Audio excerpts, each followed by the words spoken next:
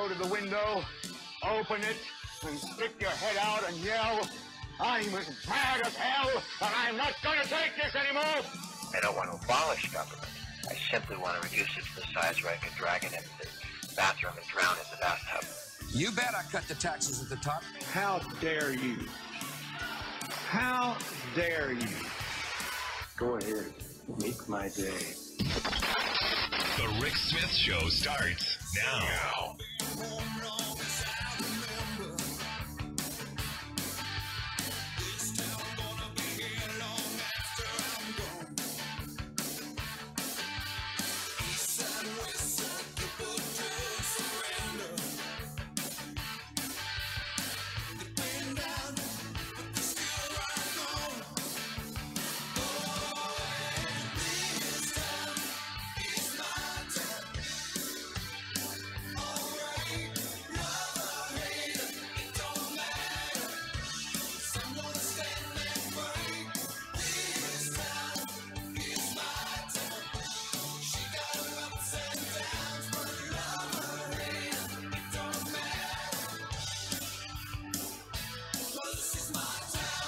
And welcome, brothers, sisters, working class heroes.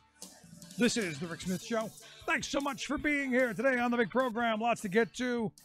Lots to talk about. What a day it was in Washington, D.C. As we got a glimpse of Brett Kavanaugh, got a glimpse of the kids. There was a woman in the background flashing white supremacist signs. What quite a day it was indeed.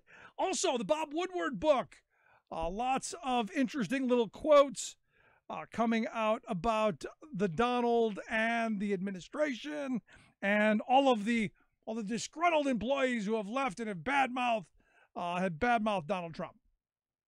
And I'll tell you right off, I think every word of what Woodward wrote is accurate. He's probably got a tape of it somewhere.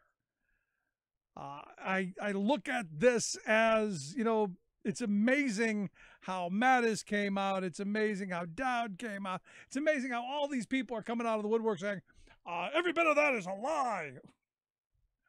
I wouldn't say such a thing in public out loud to anyone. And look, the reality is, the big to-do, the lawyer John Dowd, evidently the claim in the book held a mock hearing, acted like Mueller, had a Sekulow there, the other attorney, doing it too. And what we all agree, I think what we all know, is that if Trump sits down across the table from Mueller, orange jumpsuit, because he's going to lie, and he's going to get caught, because he's a terrible liar. I'm still hoping he does. I'm still hoping that he's arrogant enough, pompous enough. I'm still hoping that he is, so narcissistic that he's going to sit down and he's going to bail himself out. And well, I'm hoping, and I'll give him the shovel, help him dig the ditch, help him dig even deeper. So lots of that to get to today. You had the funeral over the weekend, Labor Day. Monday was a fantastic day. Took a little break, went swimming with the kids, did a little bit of this and that. I hope everyone else did as well. Hope everyone had a healthy and happy Labor Day. Hope you got the rest in and all of that. Today, the big news, obviously. The big news, Kavanaugh. Brett Kavanaugh could be seated on the Supreme Court before the election. It could happen, this upcoming term, and I'm guaranteeing. Let me put it this way: I guarantee it's going to happen, and I don't do that lightly. The Republicans are going to do everything in their power to ram this through. They're going to threaten. They're going to twist arms. They're going to bribe. They're going to buy. They're going to steal. They're going to all of that stuff to make sure that they get their Supreme Court hitman. Because that's really what he is. I mean, at the end of this.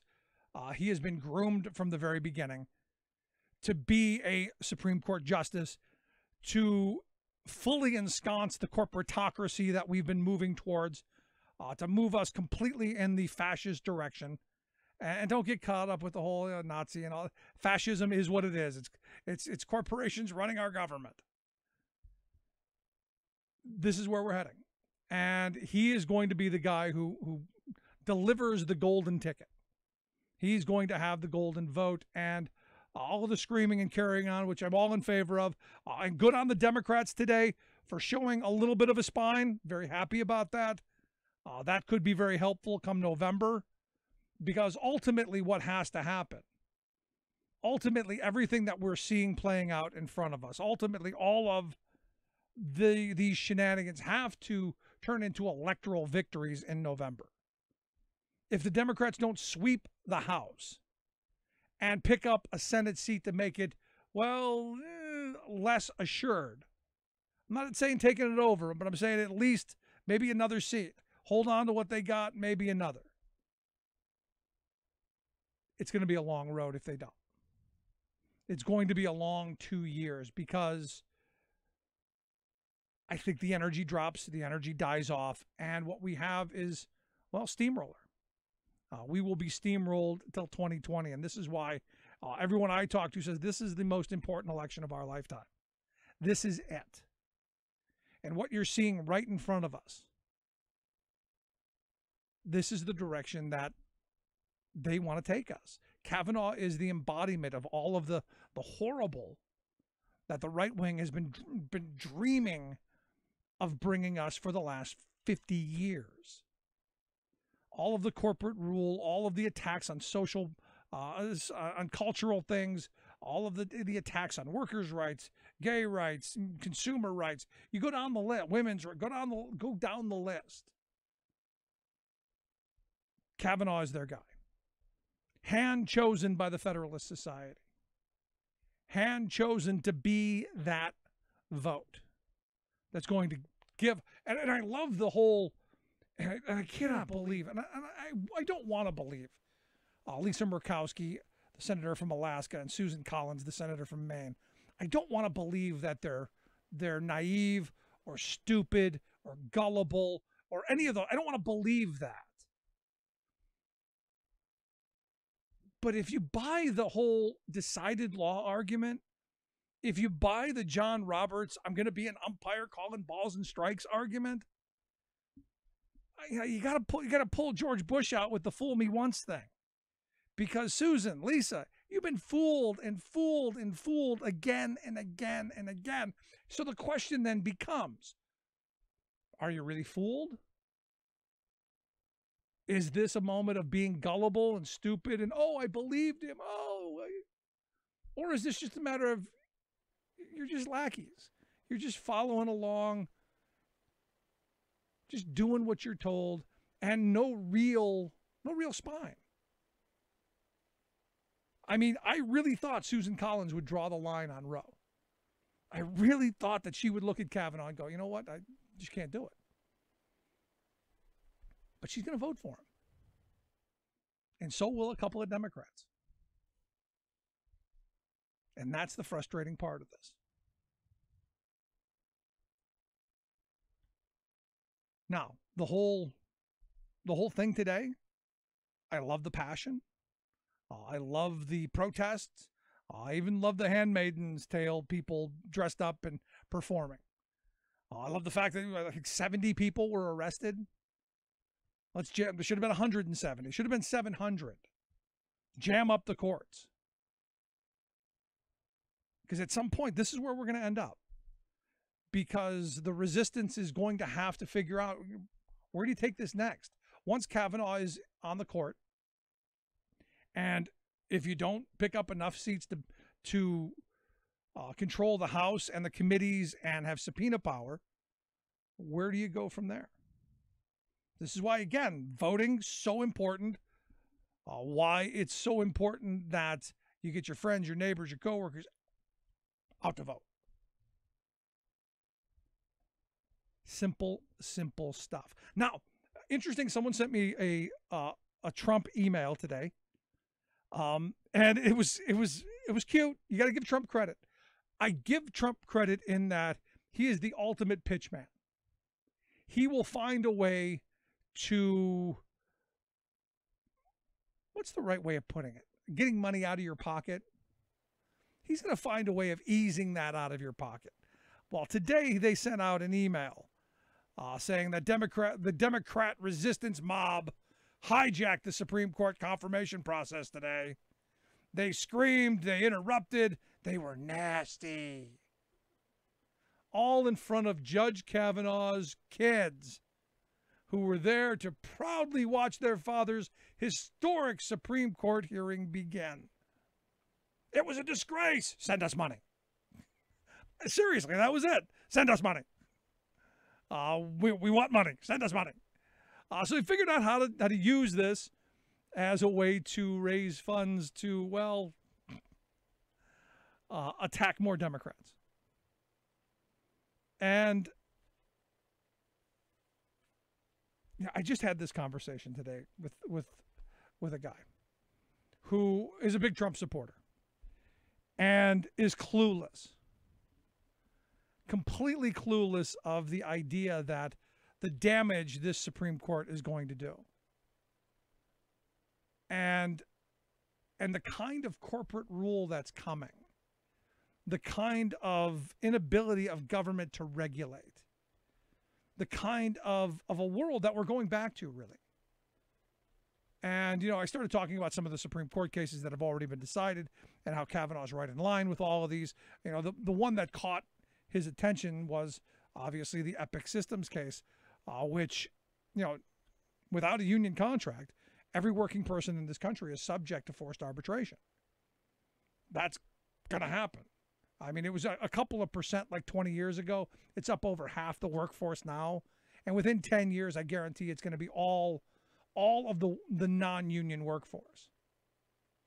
And then good luck clawing that back. Good luck undoing the damage that they've already done. And it's one of those things that you never figure it out until, too late. Too late. They stole a couple $1,000s of my wages. I now have nowhere to go but to a crummy arbitrator that they pay. And, the wheels, you could see his eyes kind of going, that doesn't sound right. You could see the wheels spinning because he started off on the, everything Donald Trump does is right. And kind of finished up, well, I don't really, I got to check what you're saying. So the truth may matter. The truth might sway some. But ultimately, it's going to come down to you and me. Ultimately, it's going to come down to us pushing and standing and fighting and taking to the streets and, yes, even being arrested. But a dangerous day ahead. Tomorrow, the Kavanaugh confirmation continues. It will be interesting to see how that plays out as the Republicans do what we know they're going to do. They're going to ram it through. And they're going to do everything to lie, cheat, steal, and all of that to get what they want. Are you surprised that 42,000 documents showed up the night before the confirmation? And, hey, we found these in the closet. Absolutely not. Anyway, we're going to take a quick break. When we come back, Will Bunch is going to be here, national columnist with the Philly Daily News, going to share some of his thoughts on today's confirmation hearing. Was the girl in the back flashing white supremacist signs? I don't know, or was it she just fidget spinning? Not sure.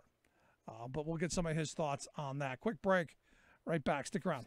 You're listening to The Rick Smith Show. For working people on the talk. 10% of the people own 90% of the wealth. Where do you fit in? Take a look at yourself. 10% of the people own 90% of the wealth. Where smart policy and sound investment matters. The Rick Smith Show. I'm Rick Smith, and this is Labor History in 2. On this day in labor history, the year was 1875. That was the day anti-black violence erupted into a 2-day massacre in Clinton, Mississippi. As many as 2,500 black Republicans and their families met at Moss Hill, a former plantation destroyed during the Civil War. The day was one of festivities and political speeches ahead of the fall elections. The county Republican Party invited local Democrats to debate. The Democratic state senatorial candidate did address the crowd. The editor of a local Republican newspaper and Union officer, Captain H.T. Fisher, followed him. Soon a group of white Democrats began to heckle Fisher as he spoke. Republican politicians attempted to quell the growing tensions. Almost immediately, however, the heckling whites opened fire on the crowd. Women and children fled in all directions as black Republican forces rushed to defend themselves and their families. By the end of the day, 3 whites and 5 blacks were killed. Clinton's mayor fed off rumors of black retaliation. He called upon white paramilitary forces, the Whiteliners, from surrounding areas for assistance. Several hundred answered the call and filled the town's streets. Historian Melissa Janczewski-Jones notes that though heavily armed, the Whiteliners accompanied white locals as they rampaged door to door looking for black Republicans to murder. After 2 days, as many as 50 black Clintonians were killed by white Democrats looking to end Reconstruction and regain political control of Mississippi. A Senate committee would later conclude, quote, "The riots at Clinton were part of a special purpose on the part of the Democrats to break up the meetings of Republicans and inaugurate an era of terror, not only in those communities, but throughout the state." Like what you hear? Check out more at laborhistoryin2.com. The proud defender of the American dream, Rick Smith.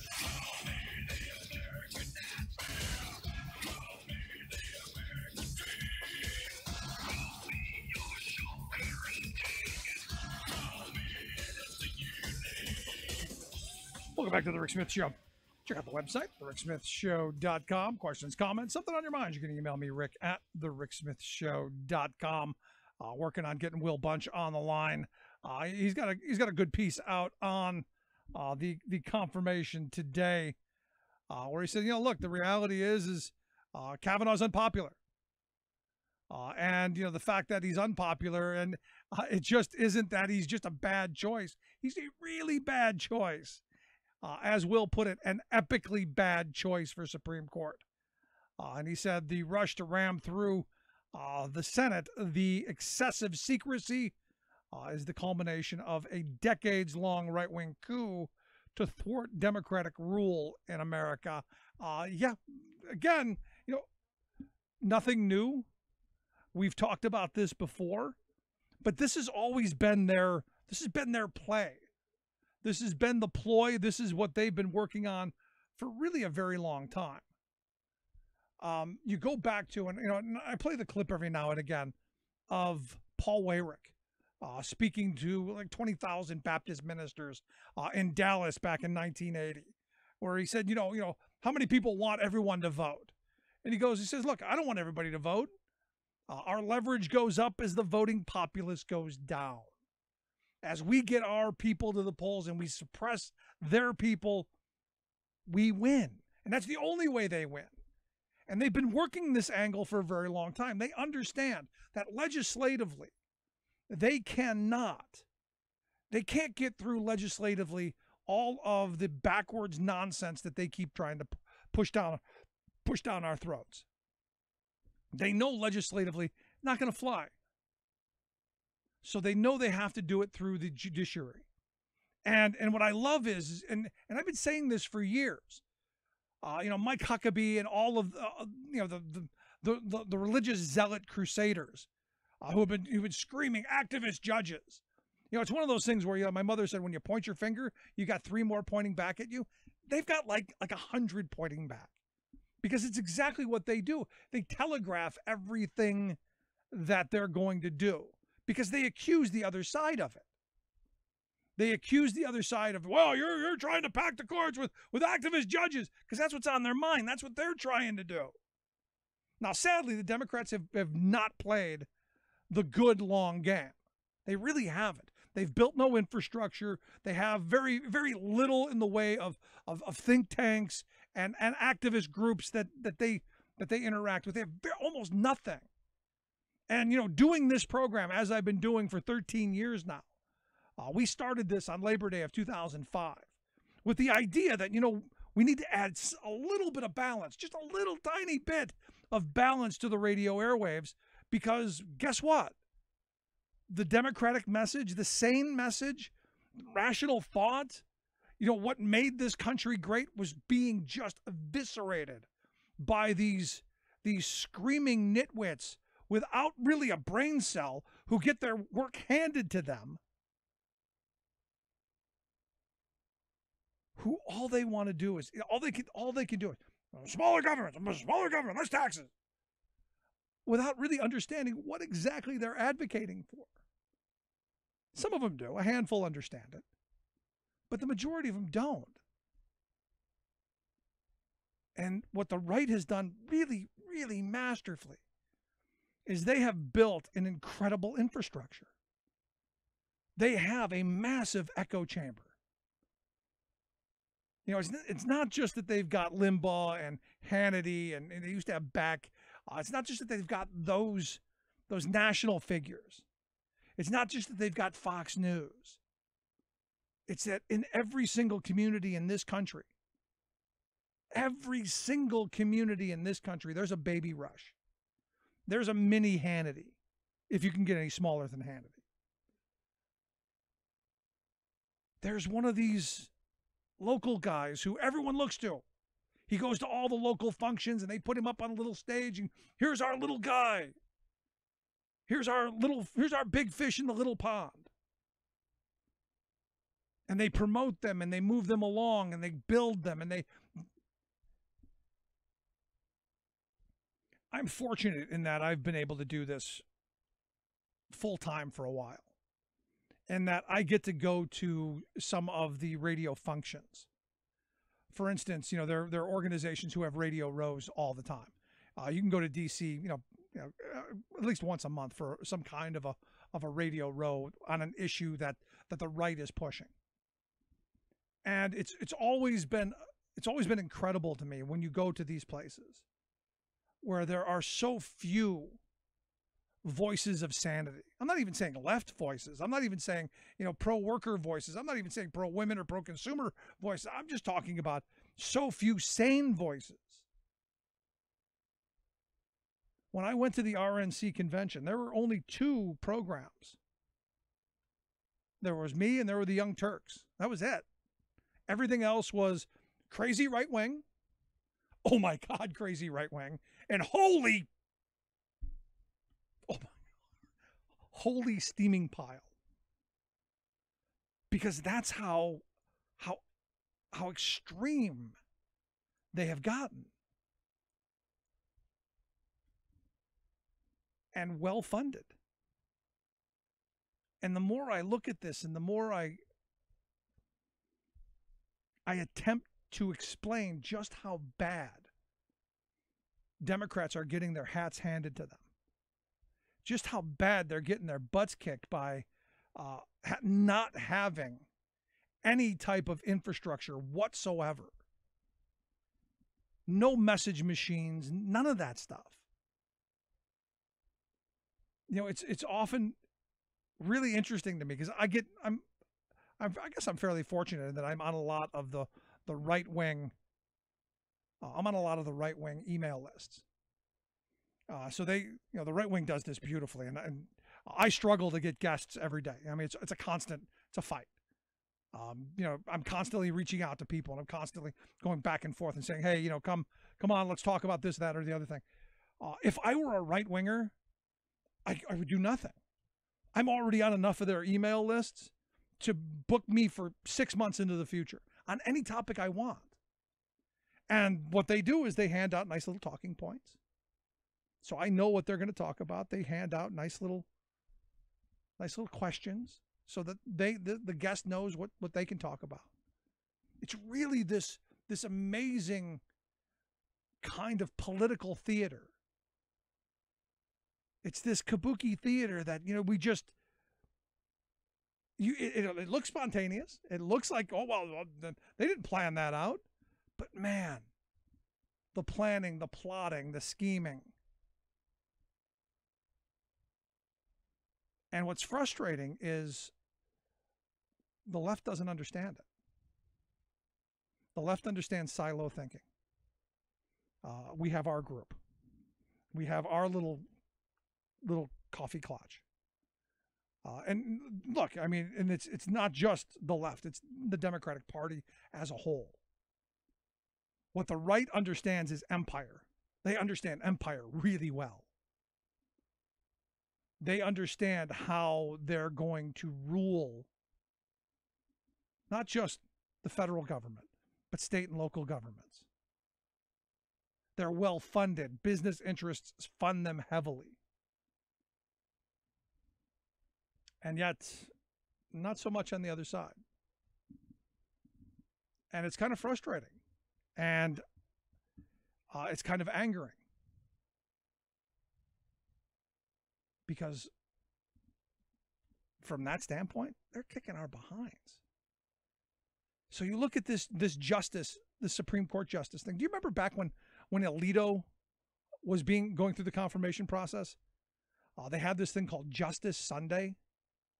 In fact, they did it a couple of times where they linked up through, internet and closed circuit TV and all this stuff, 1,000 churches across the country. And they got all of these church, God-fearing, good Christian church people to show up and listen to a spiel on why Alito was, the God-fearing Christian candidate and the guy who should be confirmed, and how he was going to bring, all of the, what they want. Punish women for having sex and make sure that abortion is illegal and contraception is illegal and, all of that stuff, and make sure we can beat the gays and do all that stuff. But the organizing that went into that, the massive organizing that went into making sure that Justice Sunday went off was really incredible. And the amount of resource and the amount of time and effort and the people that went into this, it was quite remarkable.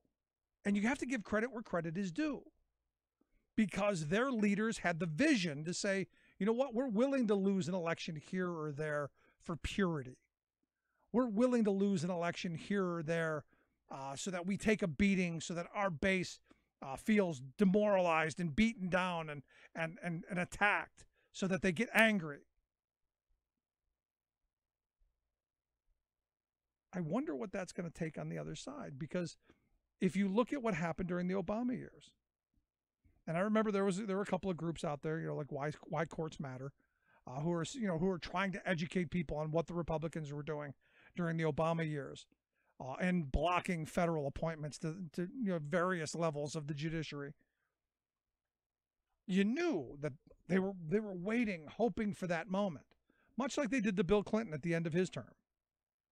They would allow no one to get put on the bench because they knew when Bush would come in, they'd have open season. Same thing just happened with Obama. And they were cowardly. Look, the Republicans came in and said, look, we're going to break the filibuster. Don't care about rules. Don't give a damn. Our guy, we're putting him on there. Rules be damned. Rules don't apply to us. Rules only apply to you. That's where we are. And you got to wonder, how long does it take? How long does it take for us to wake up to the reality that they've done this better? And then for us to be angry about it, to be ticked off, and figure out how we do it better moving forward. How we reclaim the airways, how we use our consumer power to ensure that we hold people accountable. Love to hear your thoughts. You can email me, Rick, at thericksmithshow.com. Going to take a quick break. When we come back, Bob Ney, Talk Media News, is going to be here to share some of his thoughts on the goings-on of the day and much more. Quick break. Right back with Bob.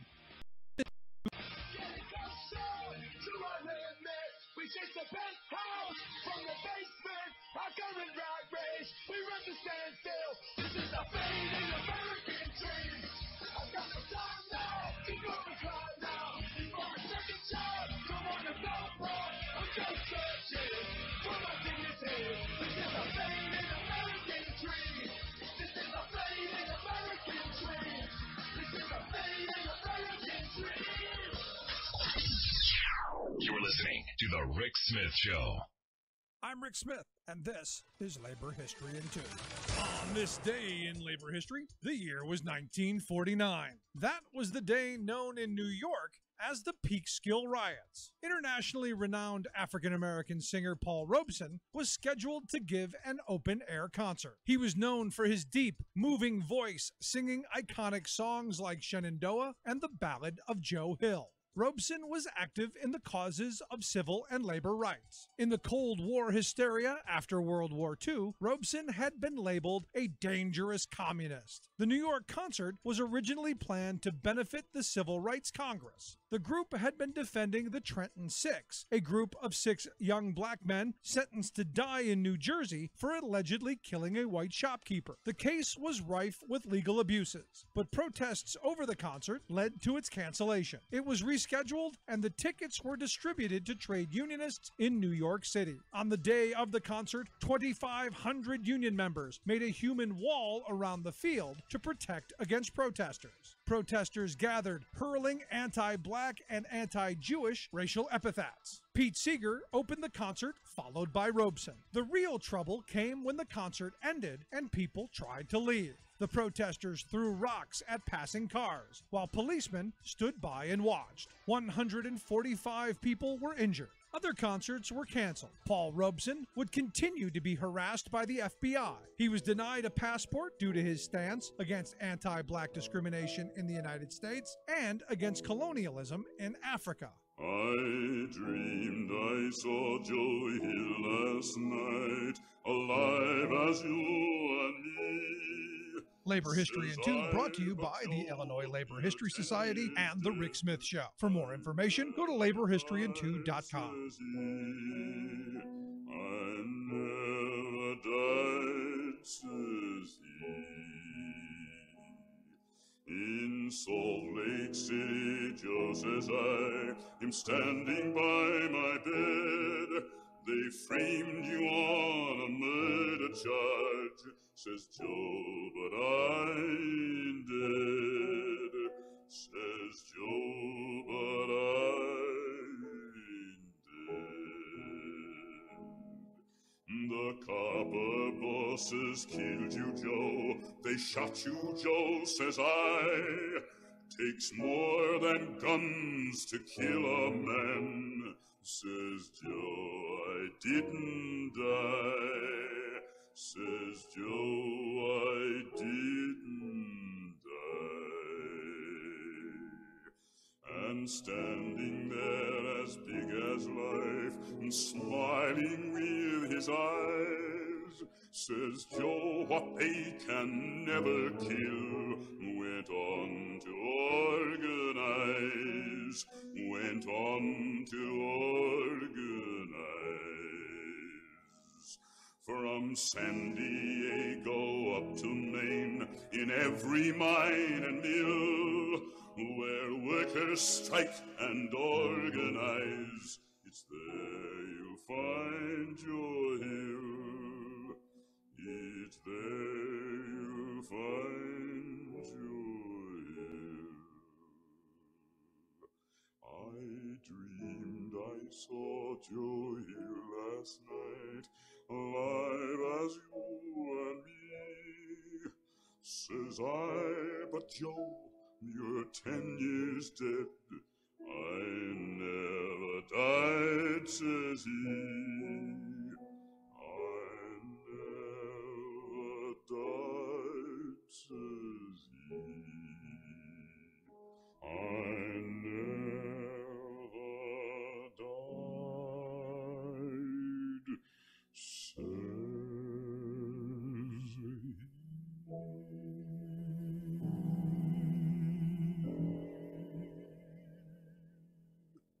Important issues of the day. This is the Rick Smith Show. I got news for you. When it's going down, before you come home and tell me you're not angry, and I'll be leaving town. Welcome back to the Rick Smith Show. Check out the website, thericksmithshow.com. So it looks like, well, another ethics investigation. Iowa Republican Rod Blum, It looks like he's got himself in a little twist. Although he's saying, look, it's a crusade of personal destruction brought on by the radical left. And I'm going, I don't get how the radical left is doing anything when Jeffy's in charge of the Department of Justice, when your party rules, all of that stuff. Still trying to figure out how it's possible it's the radical left, unless it's it's easy. It's an easy scapegoat. Here to share some thoughts on what's going on around the world in Washington, D.C., Bob Ney, Talk Media News. Bob, thanks for taking time for us. Oh, sure, Rick. So what do you think of Rod's claim that it's a crusade of personal destruction because, well, evidently he started a business that, they didn't know about, used one of his top staffers as a featured false testimonial promoting the business? I mean, that just seems kind of skeezy. Well, it's internal too. It's the ethics committee and the ethics panel, and they extend the investigation. And then what they do, it doesn't tell the allegations. I mean, they leak out, of course, but it reviews a case, and the case was referred by the nonpartisan Office of Ethics. That's how they do it now. They referred it over to the ethics committee. So it's internal, made of D's and R's, on the committee. So, I mean, a lot of people have been turned over to the ethics committee, and, R's and D's. So yeah, you'll go through that system and see what happens. Those radical lefties on the committee, right? Well, it's the way that committee functions. You've sort of got to come together to sort of decide the cases. You know what I'm saying? So it's not the radical left on a crusade then? Well, the left couldn't just say there, that, well, we're going to do this to you, and it's a cooperation thing for the most part, usually with the ethics committee. Is this one of those scenarios in your estimation of once you get caught up in the web, you did something wrong, just admit it, fix it, move on, and don't whine about it? Well, see, with the committee, you have a lot of leeway. I asked for myself to be investigated by the committee, and at the time, Doc Hastings and Alan Mollahan got into an argument, and they didn't constitute the committee to make it go that year. And so my case sat, and instead of being investigated, it went then to the eyes of the Justice Department. And one of the reasons you do want your peers to look at your cases is because they do understand how the system works. It doesn't mean you get a free ride. They went after Charlie Rankle, right, and he got slapped on the floor. But the committee knows, because when the government then sat down with me, they said, well, what's the importance of a conference committee? They actually said that to me. And I'm paying $1,000 an hour for attorneys to give them a government lesson. Nice. So, yeah. So what the point is, if this man is now saying, well, this is political, well, no, he has a really good option, which is to say to his peers, I did or didn't do this, and then they'll judge whether his intent was there or not. Right. Now, he's claiming it was just a clerical error. He fixed it. And he also claimed that upwards of 50% of all reports reviewed by the Ethics Committee contain errors. Is it that high? 50%? Half of everything that goes before the Ethics Committee has errors? Well, now, what's he talking about? Has errors? Well, he's just talking about, clerical forms and, all of his paperwork, say that he... Oh, well, now that can happen where somebody says, there's some type of allegation and there was some kind of error. But first of all, they do this cursory review. So let's say that somebody says, okay, I want Bob investigated. They'll do a cursory review. They'll throw a lot of the stuff out, Rick, if it's right. politically motivated. They'll throw it out, Then the committee, the nonpartisan part of it, not the committee, but nonpartisan office, can refer things. They'll throw some things out too. So if it's clerical, I highly doubt that it will even get into the committee. You know what I'm saying? It won't. It'll be interesting to see how it plays out. And the reason I bring it up is because, Trump is whining that Sessions allowed the Department of Justice to, go after Duncan Hunter and Chris Collins. And, in Trump's mind, these were two easy wins. and now they're in doubt. Well, there's several problems with this. And number one, and I know presidents and administrations, maybe not presidents, but their administrations, they nose around. Just ask former Governor Siegelman, all right, whether they went after him or not. They did. The White House did. In my case, I admit in my book I did some really stupid, dumb things, but also there was motivation within the administration to do some things too, and to clear the path for others to walk away. So I know they do things. In fact, I confronted Karl Rove's assistant on that very matter, and he said, "Well, Karl doesn't interfere as much as you think." I said, "Oh, so he does interfere." So having said that, it's very rare, well, I can't remember, when a president will make that kind of statement, because these guys, there's an indictment. So for the president, Rick, to come out and say, oh, the Justice Department, this and that, number one is interference in the process. Number two, to come out and say, well, these were easy seats, so we shouldn't indict them. Yeah, we shouldn't enforce the law. I've never seen anything like it in my life. Now, here's the third point, though. Who does he think appointed Jeff Sessions? Barack Obama? No, seriously. Well, look, he's been very clear. He's not happy with him. He's been very clear he wants to fire him. In fact, Lindsey Graham gave him the blessing. I mean, it's going to happen. I mean, it's just a matter of when and night. What's that? It's going to happen election night. You think it'll be that quick? Oh, yeah. As soon as the polls are closed, or by 6 a.m. on Wednesday morning, he's gone. All right. Yeah. So Jeffy will be on the street corner with a sandwich board. Okay. Well, first of all, he's been a pinata? Yeah, pinata. For how long now? Number two, does he need this job or what? Would you stay, seriously, would you stay in a job if your boss did that to you publicly all the time? I think I would stay just to spite him. Okay, well, but, maybe Sessions is doing that.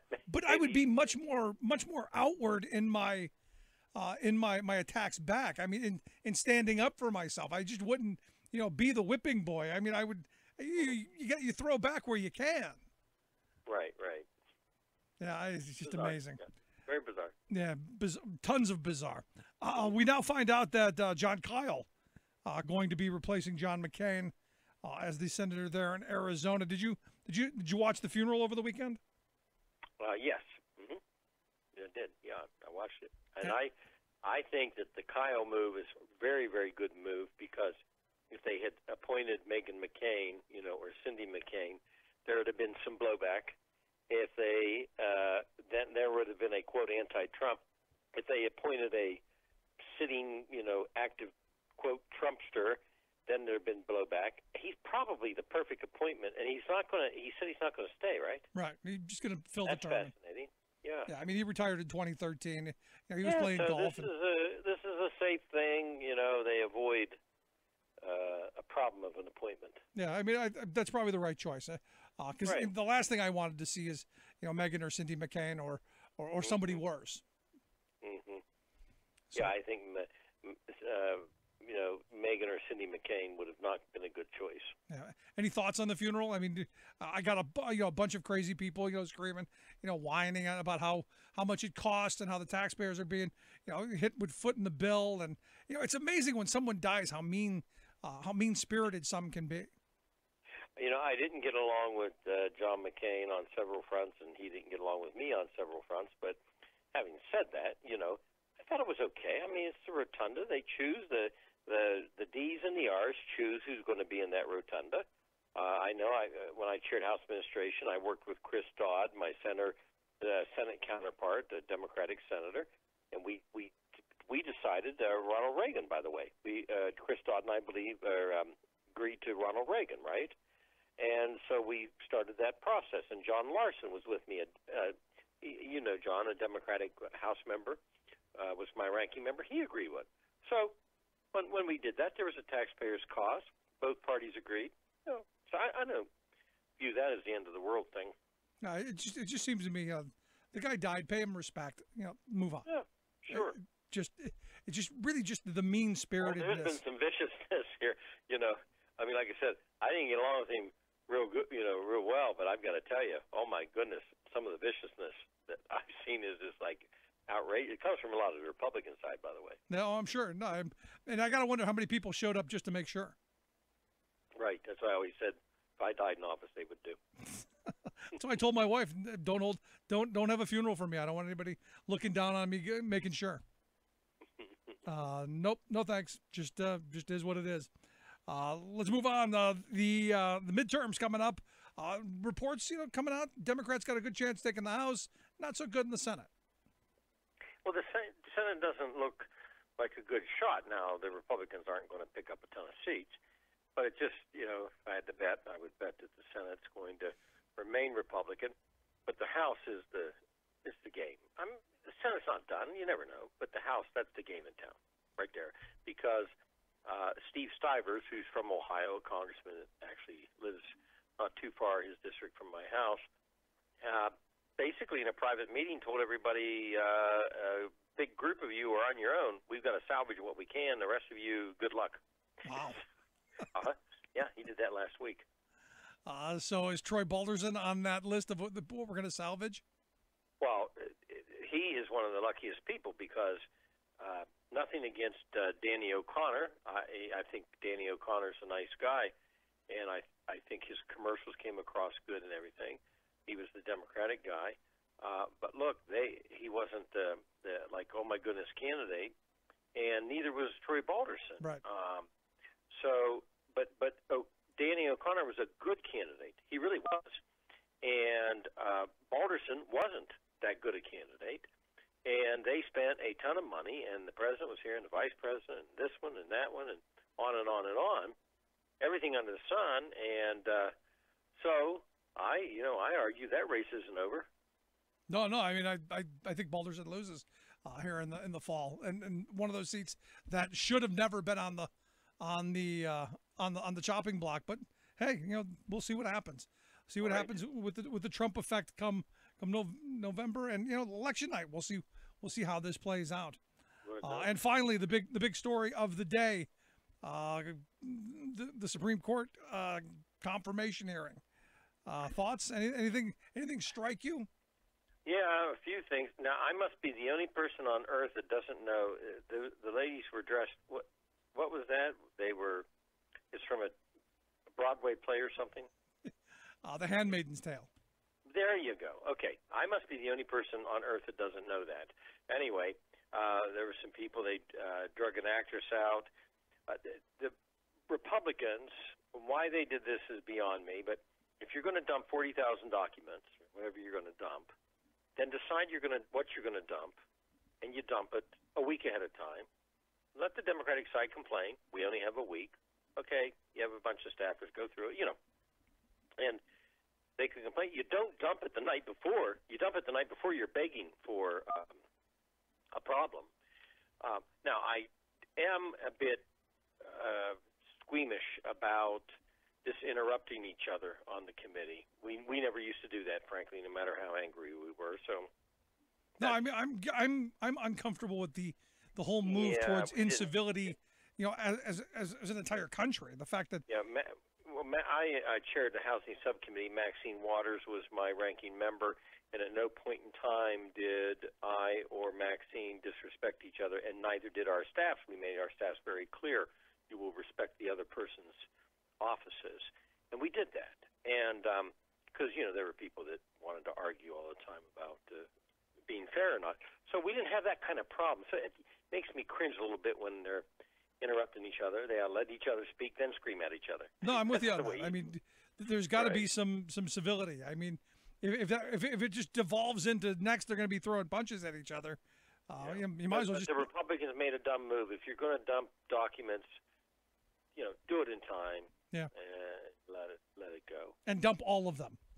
Yeah, sure. Don't just dump 42,000. Dump the 100,000 or 200,000 or how many more they still have that they haven't let out. And what's the point in rushing this through? You've got plenty of time to ram this through. Right. It's not like the Democrats are going to be able to stop it. I mean, it's just, we'll see what happens. But Bob, I appreciate the time, the thoughts, good stuff. Thank you. Okay, thank you. As always, our good friend Bob Ney, Talk Media News Quick break, right back. Stick around to listen to The Rick Smith Show.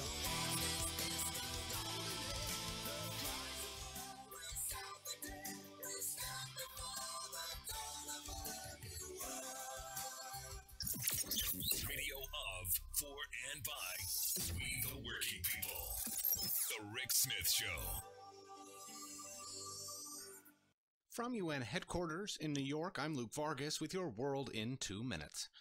This broadcast is on holiday until September 10th, but instead of running repeats, we've asked some go-to foreign policy experts what they'll be paying attention to in the weeks to come. Bruce Bennett is a senior defense analyst at the RAND Corporation and is trying to piece together clues about North Korea's true willingness to play along with the U.S. and actually pursue talks leading to denuclearization. For global media outlets and think tanks alike, determining North Korea's nuclear activities more and more often involves acquiring satellite imagery of key North Korean facilities. Those images often form the basis of front-page investigative reports, but satellite imagery hardly tells the full story. It's still not direct evidence. I mean, yeah, we can see a building down there. Yeah, we think uranium enrichment is going on in it. But how many centrifuges are really there? And are they always working, or are they only working 50% of the time? We really don't know a lot, and it creates tremendous uncertainties. But with nuclear inspectors banned from North Korea and the regime carefully withholding clues about its negotiating strategy, Bennett says North Korean defectors are critically valuable now more than ever to the United States. I've talked to a number of very senior North Korean defectors who can tell you a lot about who is it who's actually advising Kim Jong-un. What's their negotiating philosophy? And that one is terribly interesting because to the North Koreans, an agreement is the midpoint of negotiations, not the end. It's the point where you get to, where you establish a baseline, and then the smart player does everything he can to adjust that baseline in his favor. And that explains a lot about them. I'm Luke Vargas at the United Nations. For more global news headlines, visit talkmedianews.com.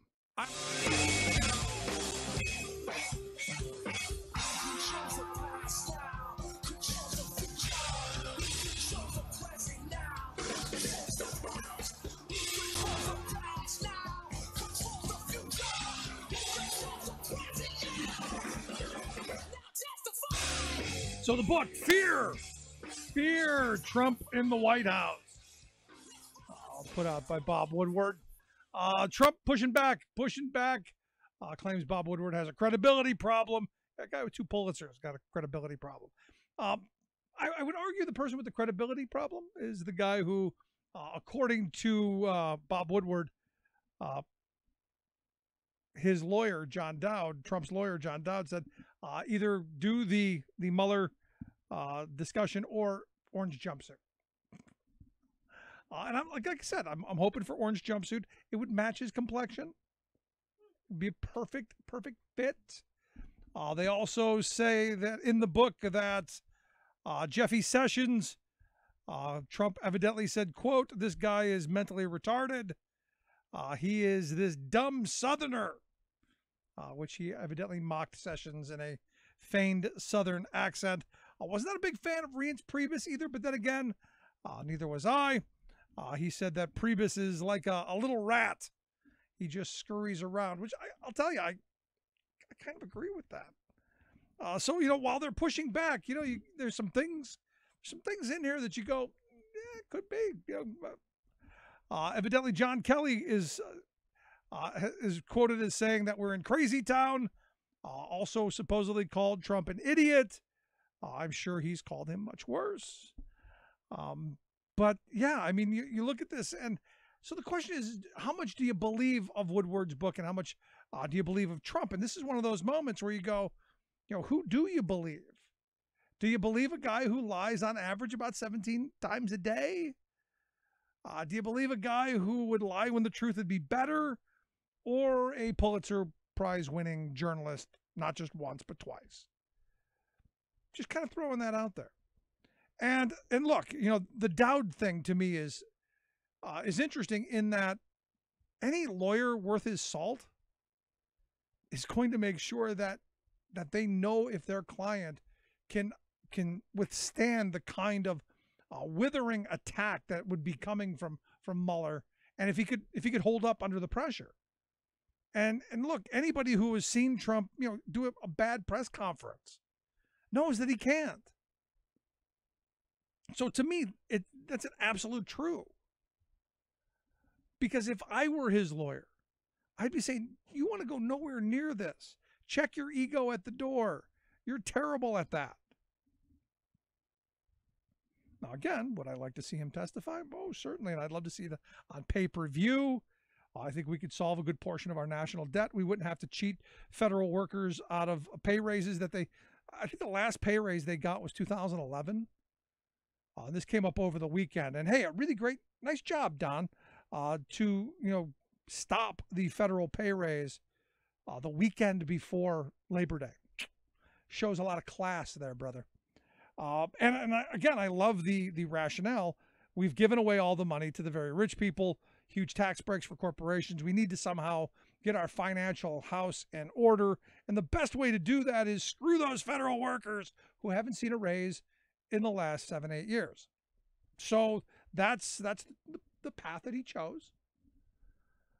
Now, me, I look at a lot of the stuff that supposedly in the book, and I may actually, try and get a hold of a copy. I view it all as true.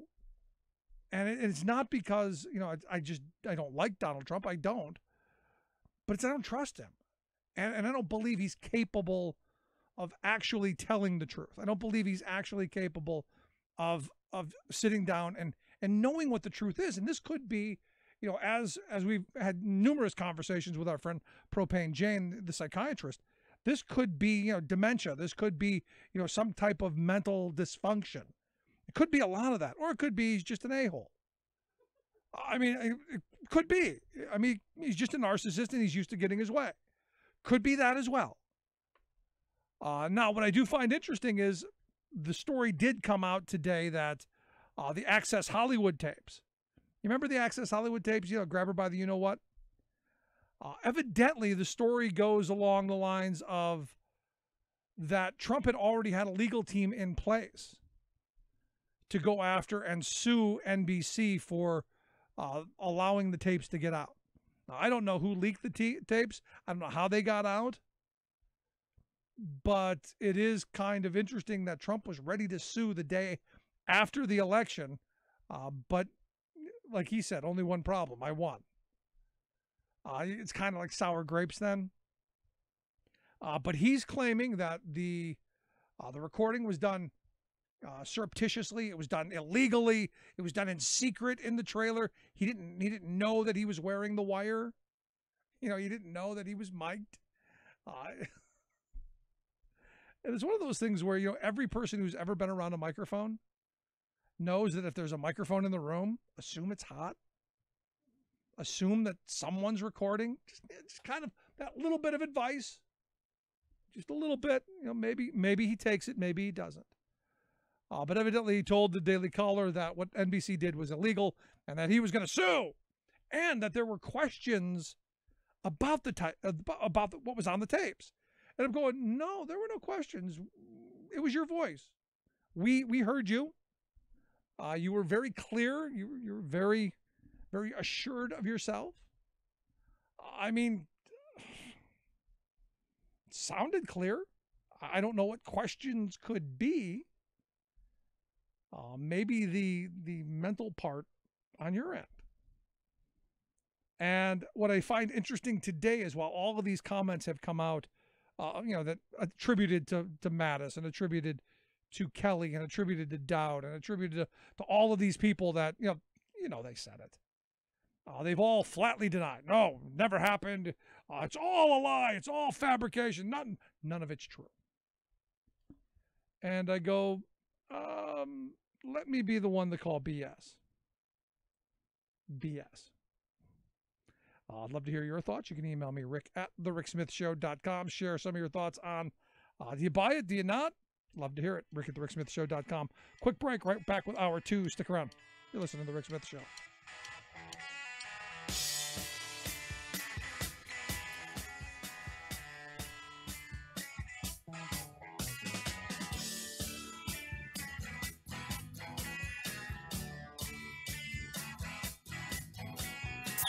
Controversial, thought-provoking, opinionated. Rick Smith. Workers of America, rejoice! As our nation celebrates Labor Day with backyard cookouts, fun at the beach, or simply kicking back in a lazy boy and doing several rounds of 12-ounce elbow bends, we can all take comfort in the happy news that our economy is whizzing. Economists tell us that job creation is surging, wages are rising, and consumers are racking up record levels of purchases. What's not to like about all that? Two things. First, the economists' claim about wage growth is a sham, covering up the shame that top corporate executives and major shareholders are grabbing nearly all of the economic gains produced by America's entire workforce. The so-called nominal wage, i.e. the sum that workers see on their paychecks, has risen only 2.7% in the past year, a very mediocre result for the 82% of the labor force who are non-managerial worker bees. Second, that nominal wage is not the worker's real wage, for it doesn't take into account the very real fact that consumer price increases eat up the buying power of people's paychecks. Indeed, while nominal wages are up 2.7% in recent months, the price of everything from gasoline to groceries is up by 2.9%, effectively slapping working families with a wage cut. Sure, the economy is whizzing on the working class. This is Jim Hightower saying, so all the rejoicing on this Labor Day is coming from the gated zip codes of the rich. For example, in the same year that workers took a pay cut, the CEOs of America's 350 largest corporations had an 18% jump in their pay, hauling in an average of $18.9 million each. In a lifetime of labor, the typical American worker would not be paid as much as those honchos took in 1 year. Those few are getting rich enough to air-condition hell, and I think they'd better be pooling their money for that project. Hightower's commentaries are brought to you by the Hightower Lowdown, the monthly newsletter with Hightower's take on what Wall Street and Washington are up to. For information, visit hightowerlowdown.org. Sanity for a change. The Rick Smith Show.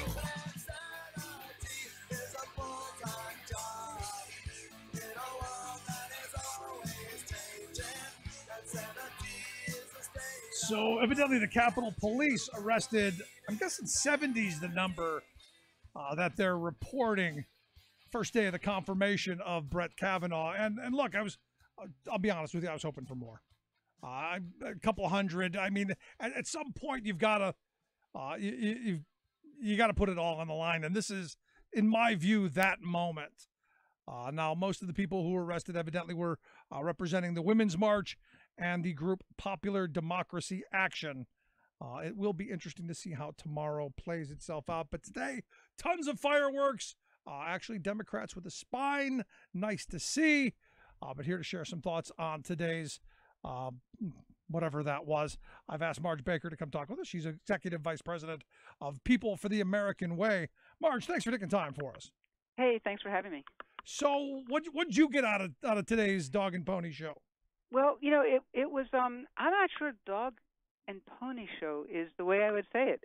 Actually, it was, I mean, normally, as you probably know from from covering other nominations proceedings, what usually happens on this first day is there's various state, all the senators do a 10-minute opening statement.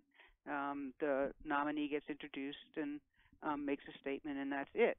Today was like absolutely not business as usual. I mean, I've never seen anything in this in all the nominations I've covered, and I think I've talked to a lot of people who have been doing this a long time. So it was a different kind of show today, but I think a really important show in two respects. I think, one, there was an incredible amount of energy in the room, both, as you mentioned, in terms of the senators really bringing it today. I mean, the Democratic senators really brought it, and they kept hammering home on both what's at stake and those stakes being so important that you couldn't possibly move forward on the scant record that they have. And the corruption of that whole process of not releasing the records is really front and center.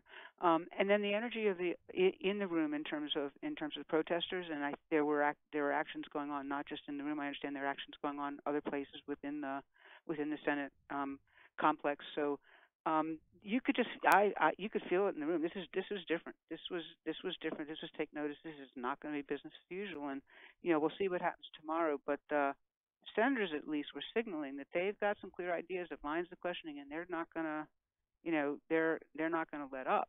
Well, and good, about hopefully they'll do time. that. Look, I mean, I know. I wanted that for Roberts. I wanted that for Alito. Yeah.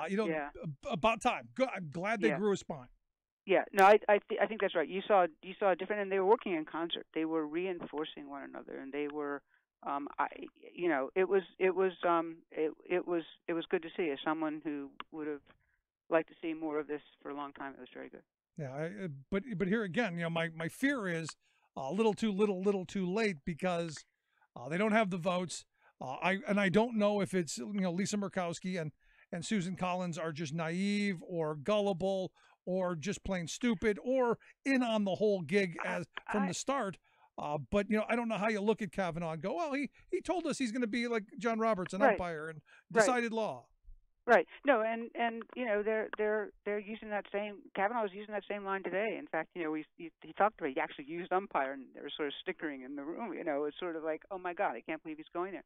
But this is, for me, this is all about getting Susan Collins and Murkowski, and that's a tough. It's tough to do. They don't usually part ways from the company, but from their party.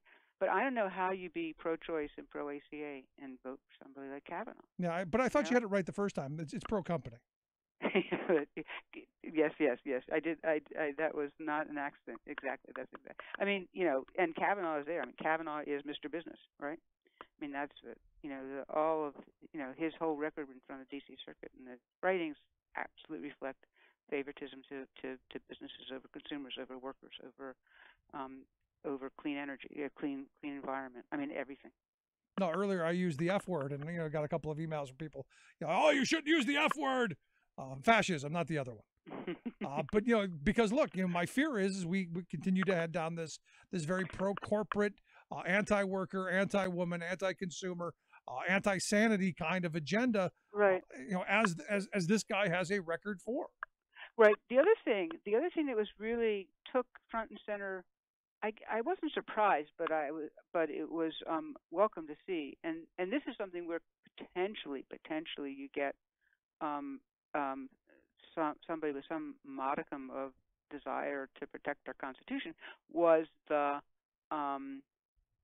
concern about Kavanaugh simply not being a check on a runaway president, on the use of presidential power, and alluding to the tweets that there was a fair amount of discussion during the hearing of the tweets that Trump did, I guess, over the weekend, going after Sessions again. Right. And so that was actually front and center in the room. That was in the room. In the room was, are we really gonna? I wrote it down because Blumenthal did a really good job. He said, let me see if I can find it because it was really good. He said, where is it? He said, bear with me a minute, because it was really good. He talked about basically having somebody who was a unindicted. Here it is. This is highly unusual because you were nominated by an unindicted co-conspirator who has nominated a potential justice who will cast a swing vote on issues related to his criminal culpability. So basically, the potential person with criminal liability is nominating somebody to be the judge and jury. And that's, he said, that's not business as usual. That's not normal. And that's getting a fair amount of traction. Yeah, I said that the day that he nominated him, though. Right, but and I think a lot of us have said that. But to have to catch up to you, what can I say? No, but to have a senator actually, say that during a hearing is enormous. That's what I mean. I think it really is enormous. I mean, there's been this background and about doing it, and I think the more outrageous Trump gets, and frankly, the more people closer and closer to Trump start getting indicted or pleading guilty, you start realizing there's some criminal culpability here, and he literally, I think it was Blumenthal, I can't remember, it might have been Booker, who went through the timing of Kavanaugh making it to the list, and it wasn't until it was on the third list that happened after Mueller investigation started that Kavanaugh got onto this list of folks who were vetted by the Heritage Foundation and Federalist Society, and of the people on the list, Kavanaugh has the absolutely worst record in terms of being willing to afford the president unlimited powers. Well, he worked for the Bush administration. Come on. Well, no, but that's right. So you look at the list and you look. Okay, we've got this 2 lists. Now we've got another list after the Mueller investigation. Who can I pick off of this list? If you're Trump, who's going to be most likely to protect me? And so, anyway, it's No, I mean, do you think that came up during a conversation between Trump and Kavanaugh? Because the reports are that Trump needs loyalists. He needs people who are going to kiss the ring and bow and and all of that, loyalty pledges and all of that stuff. Right. Do you think that came up? I don't know, but I would expect it's going to be asked. I mean, I expect you're going to get some probing questions about what kind of pledges did you make? What kind of loyalty was asked for? Who knows? I mean, who knows? Who knows what? Yeah. What, Is there any chance of actually making him answer a question? I mean, look, I've watched these hearings for years, and nothing really ever comes out. They're always, very I have to be in the moment, or they're always very soft answers that nobody really. Yeah, I'm sorry, I didn't mean to cut you off. Go ahead. No, I'm just that was it. I mean, I want to know is there a way to force them to answer the question, to force Kavanaugh to answer a question, other than to do what we've seen other people get away with.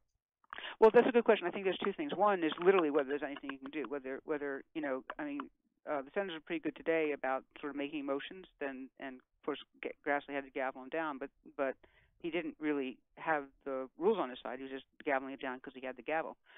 So I actually, it's an interesting question in terms of procedurally whether there's any way to get him to answer. But the other thing is that and you may have seen it in terms of seeing what's going on with some of the lower court nominations, but it used to be the way the question got answered was, do you respect precedent, or is such and such a case settled law, right?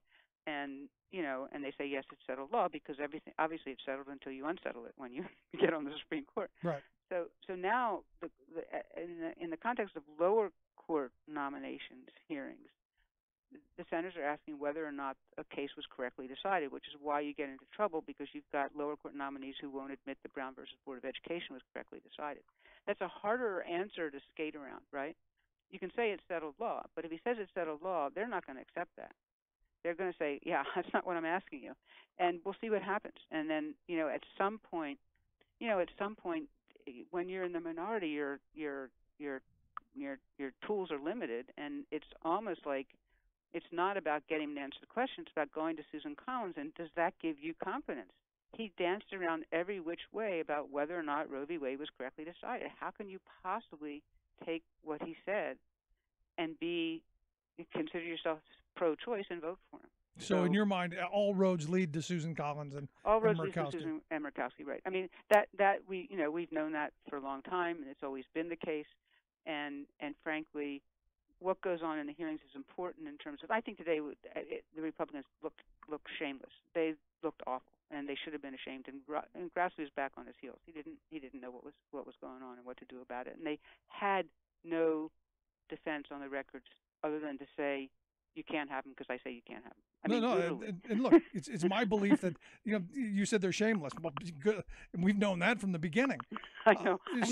But the point is that Grassley's not going to change his behavior. But does Susan Collins watching all this at some point say, or Murkowski, which is more likely, at some point say, look, this is making me really uncomfortable, and I'm not even getting a clear answer about whether or not there'll be a check on a president who's committed crimes. And that's before you get into all the other ugly stuff that he would bring along. Oh yeah, this is I'm sure you've seen there's articles that sort of literally evaluate how far to the right he is vis-a-vis other justices on the court, and he's slightly to the left of Thomas. That's right. It, right? So this is going to shift the court far to the right, and anybody who thinks Roberts is a swing vote, no, he's not going to be a swing vote. There's going to be a reliable 5-person, very, very, very far right majority that's going to take away right after right, overturn precedents right and left. It's going to happen. And we go back to the 1880s and 1890s.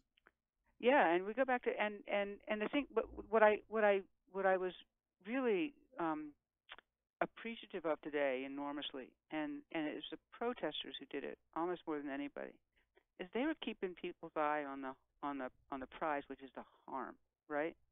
I mean, they weren't you know, they were talking about records, but they were talking about, you know, I have cancer, and if I've got a pre-existing condition, I'm going to die. I need the Affordable Care Act. Or, you know, I need to be able to, I need my freedom to have an abortion if I need it, or I had one and it would save my life. You know, I mean, they were keeping focused on, you know, this is not some, fight over pieces of paper of records. This is a fight over the future of the court that will totally affect my day-to-day existence. And that's what this is about. No, you're absolutely right. And I think they've, you know, the messaging on, you know, by some of the activist groups has been fantastic in bringing it back, how it's going to affect our lives. And, you know, I've been saying from the beginning, you know, the goal has always been to repeal the 20th century. Get rid of all the New Deal, the Great Society, all the progress forward, you know, to where we put, you know, blacks back in the fields, gays back in the closet, and women back in the kitchen. That's exactly right. And the same rationale they used to take on the Affordable Care Act or something like that, or the Consumer Financial Protection Board, or net neutrality, they'll use to take down Medicaid, Medicare, Social Security if they can. You know, it's that is their agenda. And all we have to do, and what I keep trying to explain is, all we have to do is listen to what they say, because they're very honest about it. You have to give them credit. You have to give Heritage and the rest of them credit. They're honest about it. That's exactly right. We know, I mean, people know when Steve Bannon talks about the quote-unquote administrative state, we know what that means. That is the New Deal. That's what he wants to dismantle. So last line of questioning I have for you, because, you know, I'm hoping all of this, this passion and all of the people in the streets and all of this, hoping this helps. What should we be doing? What are you seeing coming in the next couple of days? Because as I understand it, Grassley has said, don't make any plans for the weekend because they want to make sure they ram this through as soon as possible. So how are you seeing this? So I think that's right. I think there's two things. One, I mean, the DC under the dome work is just to bolster the Democrats as much as possible, support them, amplify what they're doing, and hopefully, you know, they've done their homework. They're ready to go. So I think if they repeat what they were able to do today and really reinforce one another and start digging in on some good questioning, that's really important. But the thing that I really think if people, you may not live in Alaska or Maine, but you know people in Alaska and Maine, and we have got to get those phones ringing off the hook. Those are the two senators who are going to make all the difference, and they're going to do it because their constituents are telling them they have to. So this is all about those two states, in my view. And two of the least populous states in the balance. Exactly. So one call can make a huge difference, right? Yeah, or one letter to the editor or something. But seriously, I think this is about, and these are two senators who will, they have in the past, for example, around the Affordable Care Act, shown that they listen to their constituents and they get it. So, you know, that's where I would focus energies. Yeah, we've got a lot of work to do in a very short period of time. Exactly. We need to get to it. Marge, I appreciate the thoughts, the time. I hope you'll come back as this continues and share some more of your insights on what's going on there. Happy to. Good stuff. Thanks so much. Marge Baker, she's the Executive Vice President there at People for the American Way. You can check out their stuff, people4.com. We'll make sure we get links out at thericksmithshow.com so people can take a look at it, get active, get involved. Now the time. Now the time. Quick break. Right back. Stick around. Listen to The Rick Smith Show.